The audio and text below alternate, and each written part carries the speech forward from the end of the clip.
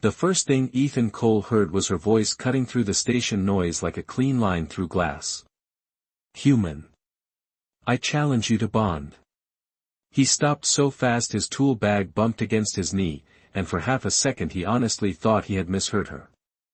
Around him, the West Transit corridor of Meridian Station kept moving in polished streams of light and shadow.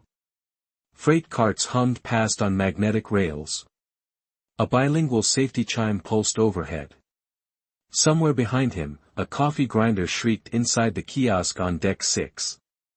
But right in front of him, blocking the narrow path between a viewport and a bank of silver support columns, stood the last person in the galaxy he wanted to embarrass him in public. Lyra Vane was tall even by station standards, wrapped in dark ceremonial blue that caught the corridor lights and turned them electric.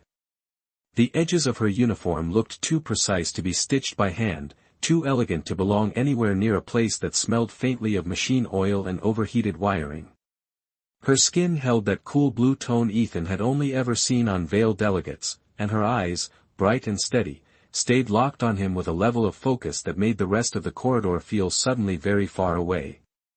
"I'm sorry," Ethan said, because that was what a man said when an alien diplomat cornered him on his way home carrying a wrench set and a paper cup of coffee that had already gone lukewarm. "Did you say challenge?" "Yes," she said. "To ritual combat. I am told your kind forms trust through controlled physical contest. I wish to proceed with respect." The paper cup nearly slipped from his hand. A pair of cargo clerks slowed down just enough to listen.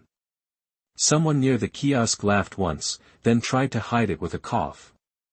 Ethan felt heat crawl up the back of his neck. He was not a soldier. He was not security. He fixed pressure seals, recalibrated intake fans, and spent most Tuesdays arguing with maintenance drones that refused to read human override codes. There were 12,000 people on Meridian Station, and somehow the blue-skinned woman from the Veil Cultural Mission had selected him for what sounded like the most formal misunderstanding in recorded history. "No," he said quietly, then a little louder when she didn't react. No, that's not how this works. Humans do not make friends by fighting in hallways." Lyra tilted her head by barely an inch, which somehow made her look more serious, not less. "Not in hallways," she said. "Of course. I have already reserved a training chamber." Ethan stared at her. The safety chime sounded again, soft and polite, while beyond the viewport a cargo shuttle drifted past a field of distant stars. She had planned this. She had planned this like it was a formal dinner invitation. "Why me?" he asked before he could stop himself. That was the first moment her expression changed. Not softened. Not exactly. But something in it became more careful. "Because," she said, "you bowed your head to the cafeteria worker even though she had no rank. You repaired a child's broken toy drone with your own tools. And yesterday, after Engineer Brooks insulted you in front of 3 decks of personnel, you did not answer with aggression. You answered with humor. This suggests discipline. Worth. Potential for honorable bond." Ethan forgot the coffee. Forgot the clerks. Forgot the whole station for one strange second. Then the corridor came rushing back all at once, bright and metallic and very, very public. Lyra took one measured step closer and lowered her voice like she was offering him something private inside all that light. "Do not be afraid, Ethan Cole," she said. "I have no wish to harm you. I am trying to know you correctly." And somehow that was worse. Because she meant it. Ethan did not remember agreeing to walk with her, but somehow he was already doing it. The West Transit corridor gave way to a quieter service passage where the polished public shine of Meridian Station faded into brushed steel walls, exposed conduits, and the steady low thrum of circulation fans behind the panels. The air felt cooler here, maybe 5 degrees lower than the promenade, and it carried the clean metallic smell of filtered oxygen mixed with old insulation and machine heat. Lyra moved beside him with calm, impossible certainty, one hand resting near the ceremonial clasp at her waist, her posture so straight it made Ethan feel like he had spent his whole life slouching through civilization. He kept one hand on his tool bag and the other around the paper cup, mostly because holding on too ordinary things made this feel less unreal. "Just so we are clear," he said, keeping his voice low as two sanitation drones rolled past them in a line, "I am not going to fight you." "You continue to use that word incorrectly," Lyra said. "A duel is not always hostility. Sometimes it is an offering." Ethan let out one dry laugh. "Where I come from, offering friendship usually involves coffee." She glanced at the cup in his hand as if re-evaluating it for tactical significance. "That beverage has a bitter scent profile. Is it ceremonial?" "It is survival," he said. For the first time, something almost human flickered across her face. Not a smile exactly. More like she had reached a conclusion she was not ready to admit out loud. They turned a corner, and the noise of the station dropped another level. Through a narrow pressure window to Ethan's right, he could see the black curve of open space cut by the slow blink of navigation lights from a departing freight tug. It should have been peaceful. Instead, his pulse kept climbing like a warning meter. "Who told you this?" he asked. "That humans build trust by physical contest." Lyra answered immediately. "Your own records." That made him grimace. "That is always dangerous. I reviewed combat sports, military bonding rituals, competitive athletics, recreational wrestling, and approximately 600 hours of social footage involving what your language files classify as male friendship." Ethan stopped walking. "Oh no." Lyra stopped too and turned toward him with perfect stillness. "Your expression suggests confirmation." "My expression suggests the galaxy is in trouble if you built your understanding of humanity from locker room videos and old fight documentaries." "There were also barbecue gatherings," she said. "And a remarkable number of instances in which one human struck another in the shoulder while expressing affection." Ethan closed his eyes for 1 second. Just one. Behind his eyelids he could still see the corridor, the bright public shame of it, the amused faces of strangers, the complete sincerity in her voice. When he opened them again, Lyra was watching him with that same intense focus, as if every breath he took might teach her something important. "Listen," he said carefully. "Standing your ground matters to us sometimes. Competition matters sometimes. But that is not the same as saying we need conflict to connect." "Then explain the contradiction," she said. "Your kind says trust is earned. Your kind also says vulnerability creates intimacy. Both conditions imply risk." Ethan frowned because he hated that she had made it sound almost elegant. "Risk is part of it," he admitted. "But not the part you think." She studied him for a moment, then inclined her head toward the sealed doors ahead, where a soft blue panel read Training Chamber C in 3 languages. "Then show me," she said. "Show me the human difference." And standing there in the cold humming light, with his bad coffee cooling in his hand and a woman from another world asking him for truth like it was a thing you could hand over intact, Ethan realized this had already stopped being a misunderstanding. It was becoming a test of whether kindness could survive translation. The doors to Training Chamber C slid apart with a soft hydraulic sigh, and cool white light spilled across the floor in clean geometric bars. Ethan stepped in first because it felt less ridiculous than being escorted, although nothing about the room helped his dignity. The chamber was larger than he expected, maybe 40 feet across, with matte gray flooring marked by faint concentric circles and low amber guidance lights running along the walls. A rack of practice gear stood sealed behind transparent panels. 2 hovering calibration drones slept in their charging cradles like patient metal birds.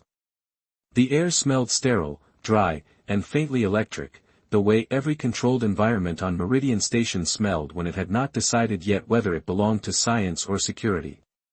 Behind him, the doors closed, and the sound landed in his chest with more finality than he liked.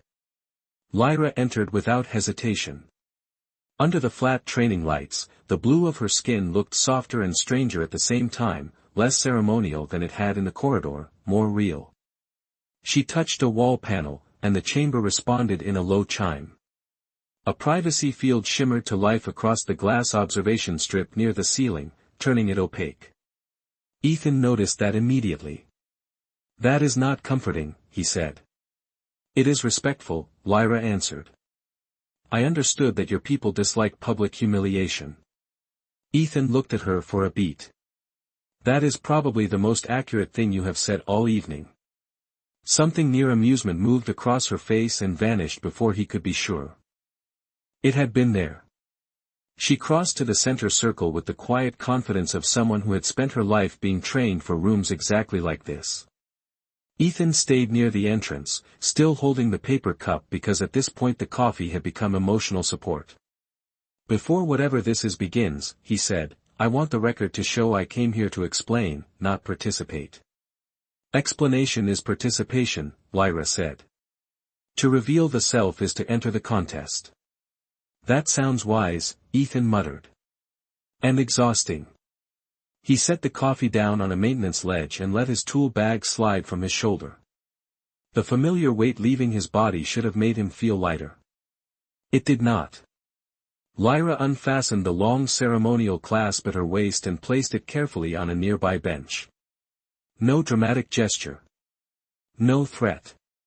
Just a deliberate removal of rank, or status, or whatever it meant in her culture. Then she faced him again, feet planted inside the inner circle, hands open at her sides. "On Veil," she said, "we do not trust what has never been tested. A bond without pressure is considered decorative. Pleasant. Fragile. Not real." Ethan folded his arms, partly defensive, partly to stop himself from pacing. "And on Earth," he said, "a lot of us spend years learning that not everything valuable has to be forced to prove it exists." Lyra absorbed that in silence. The chamber hummed softly around them. Somewhere overhead, an air vent clicked and adjusted. "Then this is the divide," she said at last. "Your kind admires restraint. Mine admires endurance."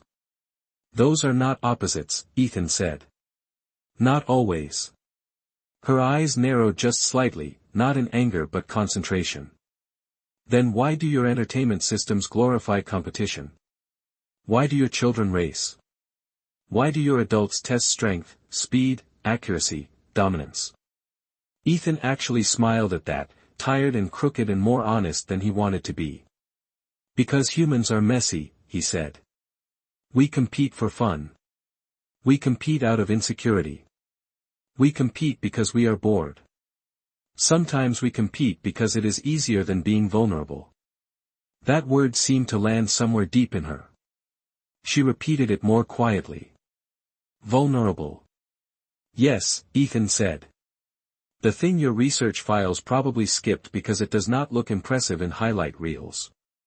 Lyra took one slow step closer, still inside the center ring, still composed, but now there was curiosity in her face that no ceremony could hide.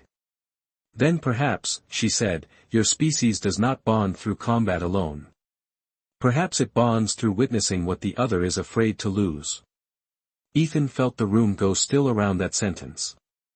For the first time since she stopped him in the corridor, he had the strange unsettling feeling that Lyra was not misunderstanding him less. She was understanding him more. Lyra did not move for several seconds after that.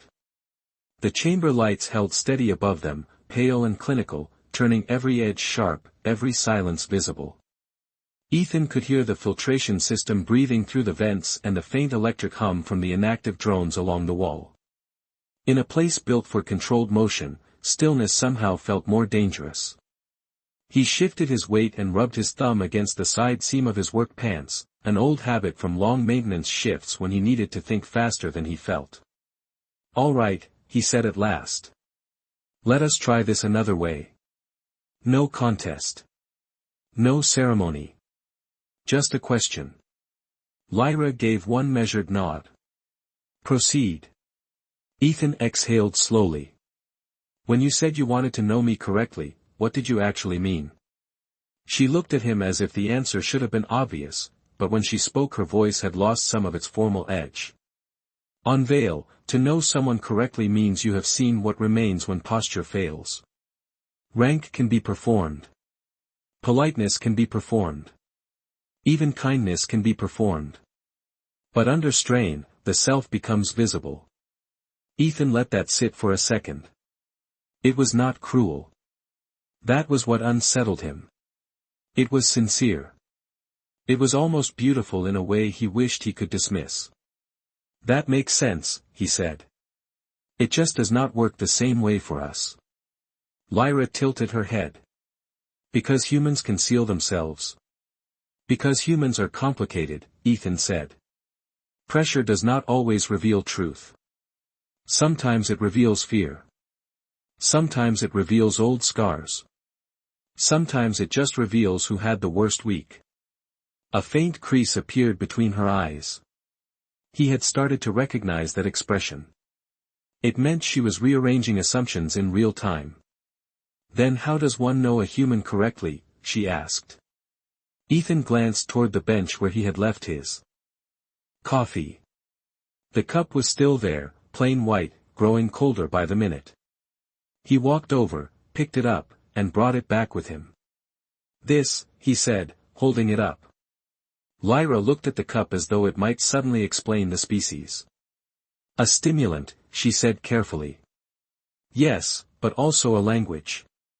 Ethan took a small sip and regretted it immediately. It had crossed the line from lukewarm to disappointing. You bring coffee to somebody on a hard morning. You remember how they take it. You sit with them when they do not feel like talking. That counts. That matters.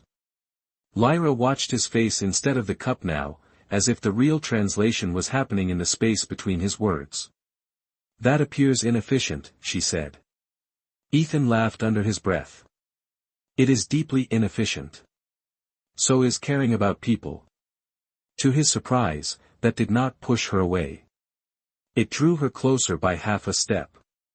Her voice dropped, quieter now, less like an envoy and more like a woman trying not to mishandle something fragile. Then perhaps I have mistaken the visible ritual for the true one, she said.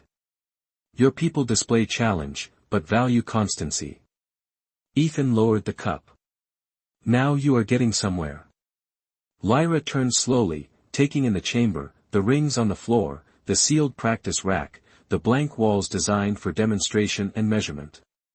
For the first time, she seemed to see the room the way Ethan did. Not as a sacred space. Not as a proving ground. Just a place where a misunderstanding had been given too much structure. I reserved this chamber because I believed form would create clarity, she said. Instead it may have narrowed it. Ethan leaned one shoulder back, trying to relax, though his pulse was still higher than normal. Welcome to humanity, he said. We invented entire institutions just to misunderstand each other with better lighting. That earned it. A small smile, quick and bright and gone almost before it arrived, but real enough to change the air in the room. It was the first thing Lyra had done all evening that looked unpracticed. You use humor when uncertain, she said. You use ceremony, Ethan replied. Looks like we both brought protective gear. The smile vanished, but not because she disliked the joke. It vanished because something else had taken its place. A softer attention. Less analysis. More recognition. Lyra drew a slow breath and opened one hand toward the center ring, not as a challenge now, but almost as an invitation to continue honestly. Then teach me without performance, Ethan Cole, she said. Show me what your kind offers when it is not trying to win. He looked at her hand, then at her face, and understood with sudden clarity that this had become more difficult than any duel ever could have been. Because now she was not asking him to defend himself. She was asking him to be understood. For a moment, Ethan honestly considered leaving. Not dramatically. Not with a speech. Just picking up his tool bag, reclaiming what remained of his dignity, and walking straight back into the station where misunderstandings could return to being someone else's problem. But Lyra was still standing there with one hand open, waiting without impatience, and there was something disarming about the fact that she had stopped trying to control the situation. She was listening now. Really listening. That was rare enough in any species to deserve an answer. Ethan set the coffee back down and crouched beside his bag. The zipper made a small familiar sound in the quiet room. He moved aside a coil of insulated wire, a thermal scanner, a packet of seal tabs, then pulled out a compact alignment module no bigger than his palm. It was scratched on one side and labeled in fading maintenance ink. Nothing ceremonial. Nothing impressive. Just a tool. He stood and held it out toward her. "Here," he said. Lyra looked at the device, then at him. "What is it?" "A field alignment module. It helps calibrate pressure doors when the magnetic seal drifts by even a fraction of an inch." She accepted it carefully, as if he had handed her something more personal than machinery. Her long blue fingers turned at once under the light. "It is damaged." "It is used," Ethan corrected. "There is a difference." She lifted her eyes.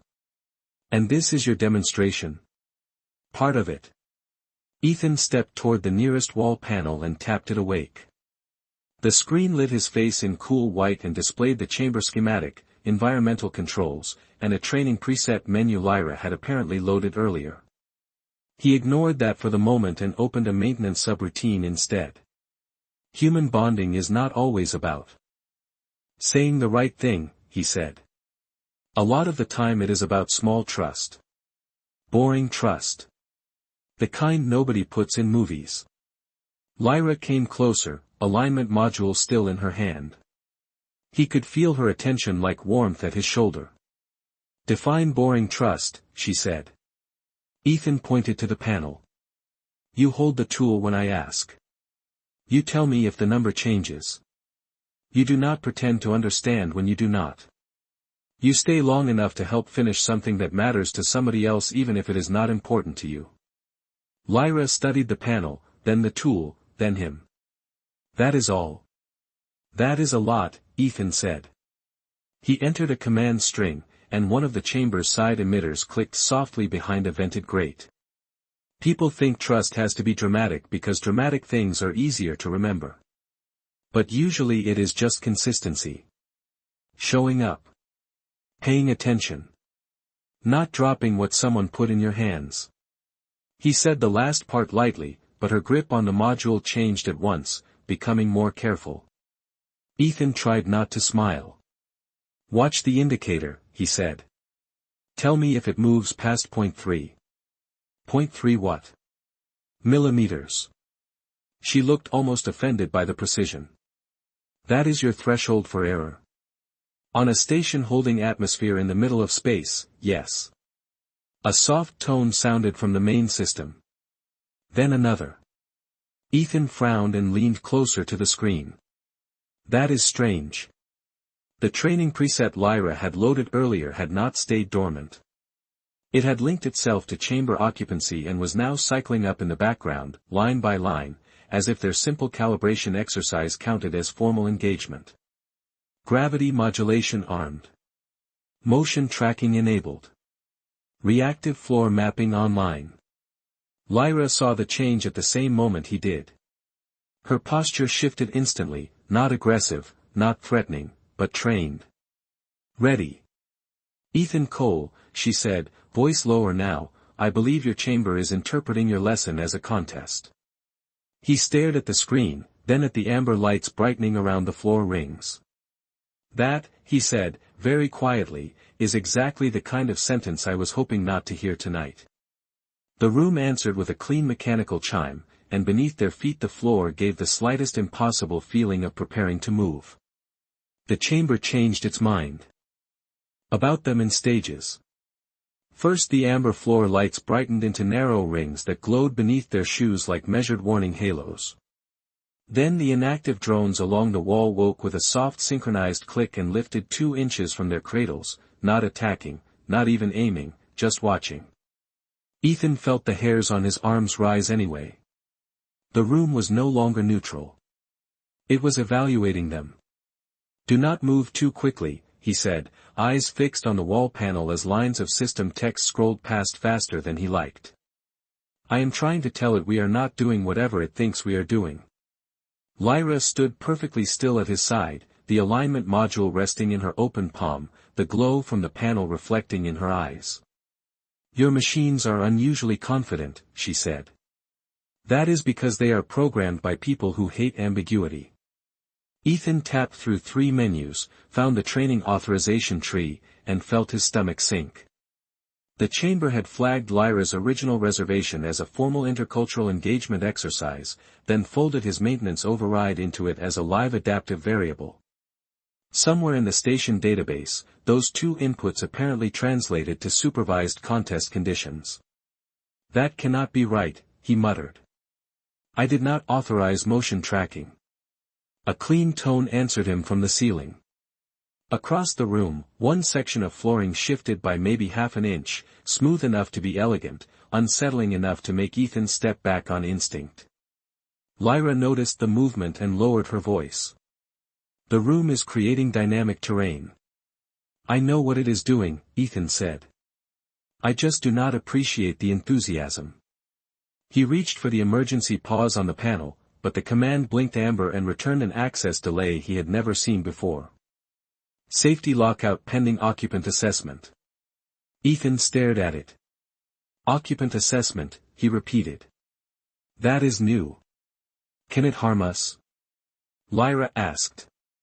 Not intentionally, he said. Then, because honesty seemed relevant tonight, he added, which is not the same thing as never. The nearest drone drifted 3 feet higher and projected a faint blue lattice across the center ring, mapping positions, distance, posture. Ethan could hear its internal stabilizers, a fine mosquito hum inside the room's larger mechanical breathing. Lyra took 1 step toward the middle, not because she was eager now, but because she understood. Systems. Give a machine a pattern and sometimes it calmed down. Ethan reached out and caught her wrist before he could think better of it. The contact lasted less than a second. Warm skin. Smooth, cool, unexpectedly real. He let go immediately. No, he said. Do not help the machine pretend this is a duel. Lyra looked at the place where his hand had touched her, then at his face. The drones kept humming. The floor lights held. Ethan realized his own pulse was beating too fast. You halted me, she said softly. Yes, because I am trying to keep this stupid room from escalating. Without force. He blinked. What? You did not seize control. You redirected. Her voice had gone quieter, thoughtful in a way that made him feel even more visible than the privacy field ever could. You touched, then released. Unveil, that is not restraint alone. Ethan glanced back at the panel, searching for a solution just to have somewhere safe to look. Please do not turn this into anthropology while the floor is becoming creative. Another tone sounded. A countdown strip appeared across the top of the screen. Adaptive scenario initiation in 30 seconds. Ethan said 1 word under his breath that his mother would not have appreciated. Lyra stepped closer, not into the ring, not away from him either. Tell me what to do, she said. No pride. No ceremony.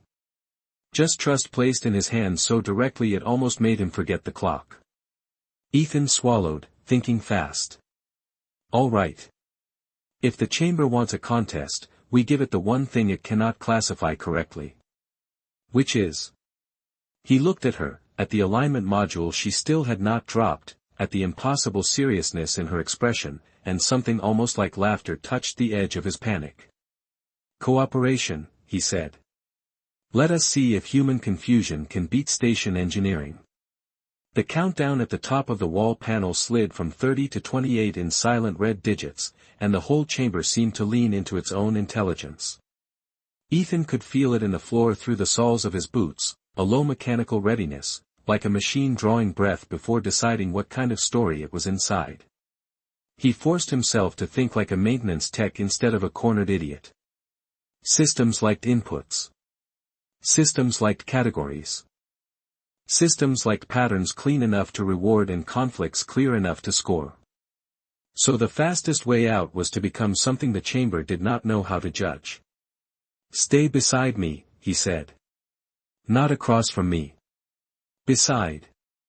Lyra moved at once, stepping into line with him so their shoulders were almost even.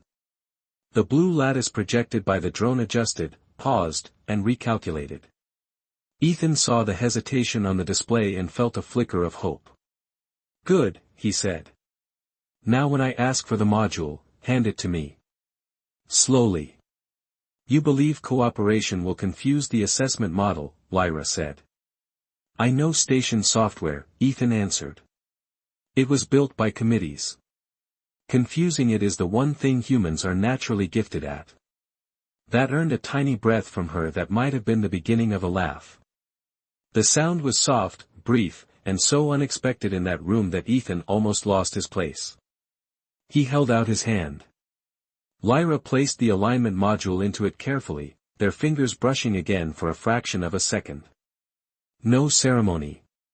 No challenge. Just transfer. The drone above them tracked the exchange, but the lattice did not sharpen. It dimmed by a shade. Ethan turned back to the panel and brought up the chamber's adaptive rule set. The scenario engine was still trying to force their positions into mirrored opposition. If participant A advances, participant B responds. If posture elevation exceeds threshold, terrain adjusts. If separation widens, pursuit prompt engages. It was a duel because the room could not imagine anything else. "That is the problem," Ethan murmured. "It only understands relationships as pressure." Lyra looked at the scrolling rules. "Many species do." He glanced at her, then back at the panel. "Yeah," he said quietly. "Maybe that is the bigger problem." 15 seconds. The floor rings brightened again. A section of the chamber to their left rose by 3 inches, creating a shallow slope. Nothing dangerous. Just enough to encourage movement, angle, imbalance. Ethan hated how elegant it was. "All right," he said. "We give it repeated cooperative behavior until the model stops classifying us as opponents. Hand me the module again." Lyra blinked once. "You are already holding it." "Exactly. I am teaching the system a new pattern." He placed the module back into her hand. "Now give it back." She did. The drone watched. The blue lattice wavered. Ethan repeated the exchange twice more, then pointed toward the coffee cup on the maintenance ledge. "Bring me that." She crossed the short distance, picked up the paper cup with great care, and returned it like it was some delicate diplomatic relic. Ethan took it, nodded in exaggerated seriousness, then set it back down. Above them, one drone lowered slightly as if trying to understand why a contest involved beverage handling. "Again," he said. Lyra obeyed, but this time there was a question in her eyes. "This is trust. This is cooperation under observation," Ethan said. "Which is close enough for a machine." 10 seconds. The countdown strip pulsed red, then orange. The panel text shifted. Oppositional certainty reduced. Ethan almost smiled. Almost. Then a warning icon bloomed in the corner of the screen. One of the training drones had detached from passive mode and was rolling into active scenario support, not to injure them, but to generate stimulus. Motion. Noise. Pressure. Enough to force a reaction the chamber could score. "Of course," Ethan said under his breath. "It cannot just lose gracefully." The drone glided off its cradle and dropped to chest height, its outer ring spinning with a thin white glow. Air stirred around it. Lyra's posture changed at once, her instincts rising faster than thought, but she did not move away from him. She waited. That mattered. Ethan stepped in front of the panel and lifted one hand toward the drone, palm out. Not a threat. Not surrender either. Just a boundary. "Do not," he said, as if station hardware cared about tone. The drone answered with a clean metallic chirp and swept sideways in a fast testing arc. Lyra reacted on pure reflex, shifting to intercept its path, but Ethan reached across and caught her forearm before she could fully move. "No," he said again, sharper this time. "Do not meet pressure with pressure." She froze under his hand, eyes locked on the drone. "It is approaching you," she said. "I know. Then why stop me?" Ethan did not look away from the white ring circling in front of them. "Because the chamber expects us to become what it already believes. I am not giving it that." The drone hovered closer, bright, humming, insistent. The countdown hit 3, 2, 1. And then, instead of launching a scenario, the chamber hesitated. Not because it understood them.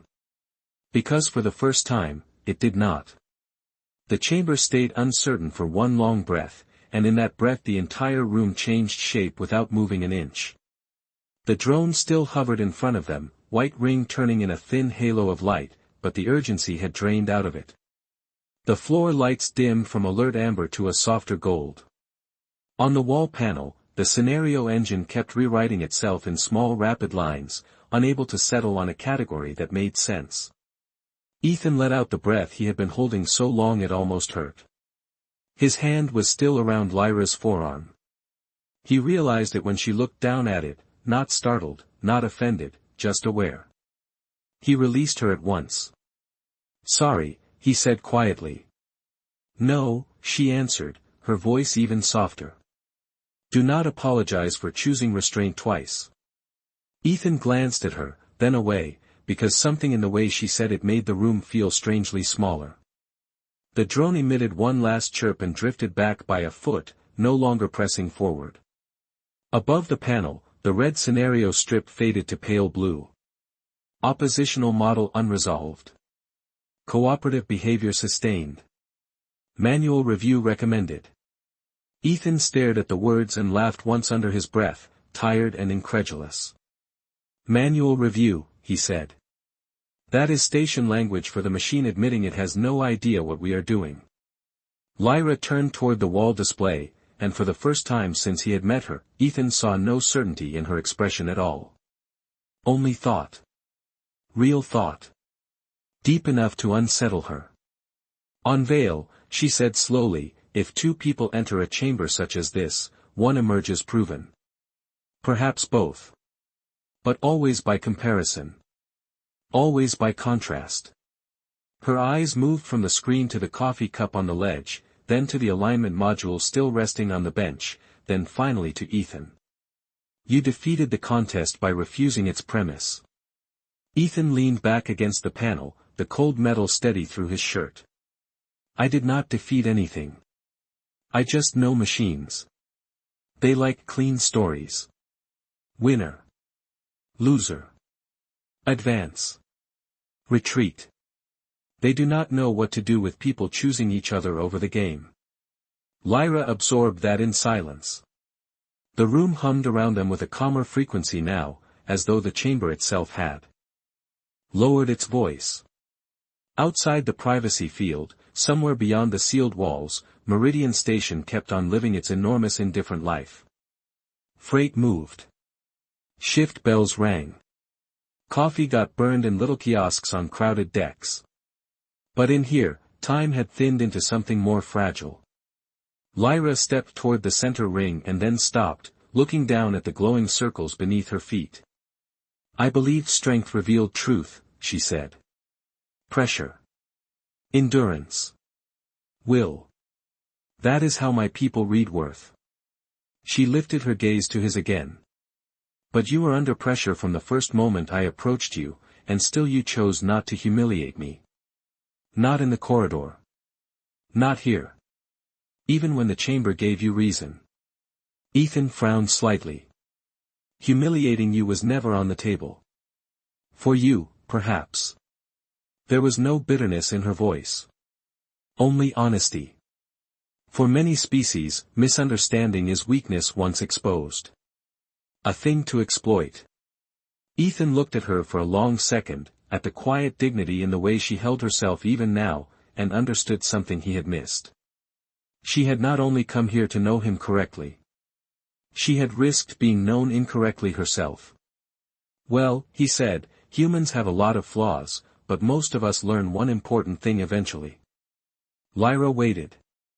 Ethan picked up the coffee cup, looked at it, then held it out toward her. "You do not build trust by finding the exact place someone is unprotected," he said. "You build it by noticing that place and deciding to be careful with it."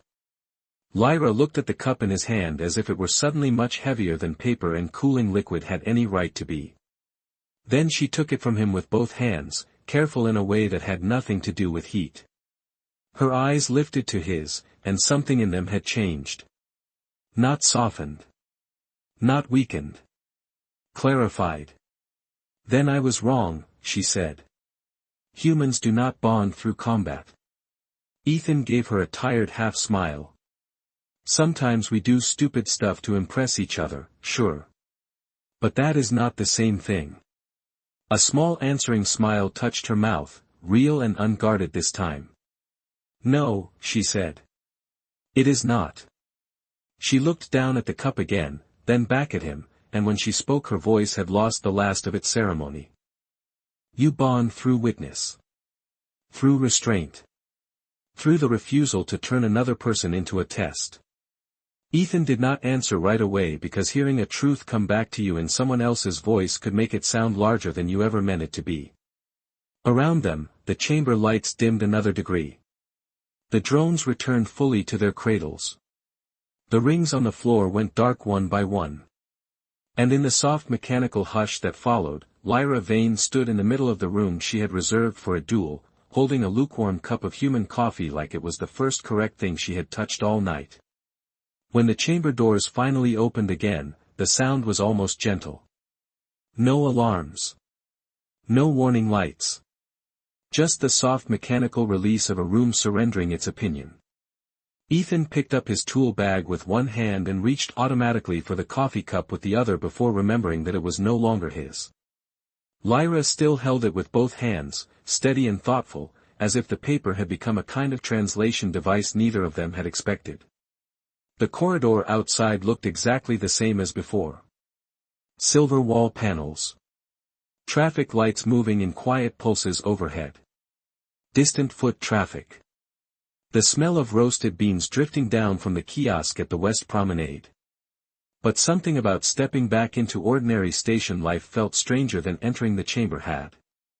The public world had not changed. He had. Or maybe it was just that being understood by someone you never expected to reach you made familiar things look newly constructed. They walked out side by side this time. Not formal. Not awkward either. Just close enough that Ethan could hear the faint whisper of Lyra's uniform fabric when she moved and the small hollow tap of her boots against the deck plating. The corridor was less crowded now. Shift change had thinned the traffic.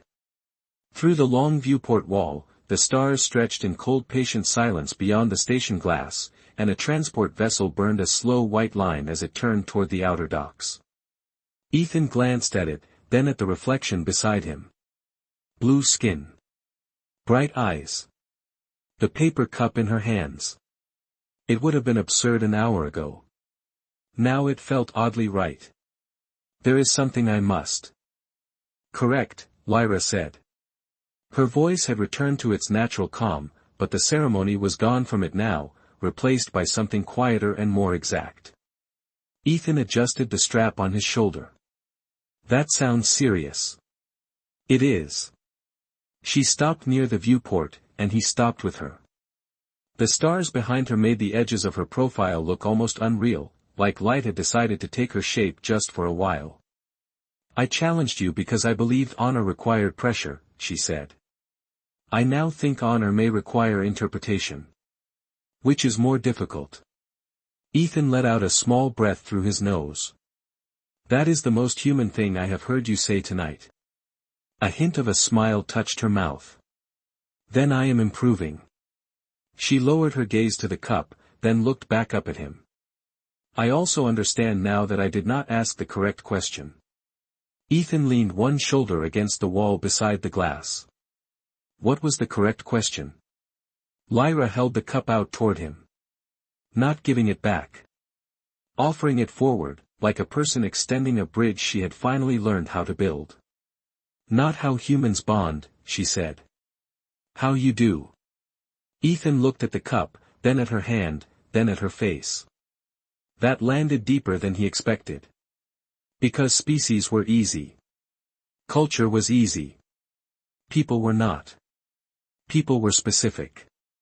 Specific was where trust lived. He took the cup carefully, their fingers brushing once more, and this time neither of them moved away too fast. The coffee was cold now. Completely useless by every practical standard. He took a sip anyway and made a face. Lyra watched him with open curiosity. It is bad. Terrible, Ethan said. Then why consume it? He looked out at the stars and smiled, tired and real. Because somebody handed it back to me. For a second she said nothing. Then, very softly, she said, "Teach me the human way, Ethan Cole." No challenge in it. No performance.